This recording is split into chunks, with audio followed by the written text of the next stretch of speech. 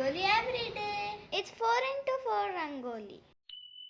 ಹೊತ್ನಂತೆ ಎದ್ದು ಯಾರ್ಯಾರ ನೆನೆಯಲಿ ಕಲ್ಲು ಕಾವೇರಿ ಕಪನಿಯ ಕಲ್ಲು ಕಾವೇರಿ ಕಪನಿಯ ನೆನೆದರೆ ಮೈಲಿದ್ದ ಪಾಪ ಪರಿಹಾರ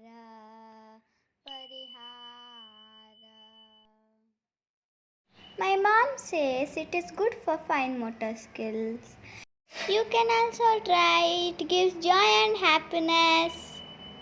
ಏಳುತ್ತಾನೆ ಎದ್ದು ಯಾರ್ಯಾರ ನೆನೆಯಲಿ ಎಳ್ಳು ಜೀರಿಗೆಯ ಬೆಳೆಯೋಳ ಎಳ್ಳು ಜೀರಿಗೆಯ ಬೆಳೆಯೋಳ ಭೂತಾಯಿ ಎದ್ದೊಂದು ಗಳಿಗೆ ನೆನೆದೇವು ಎದ್ದೊಂದು ಗಳಿಗೆ ನೆನೆದೇವು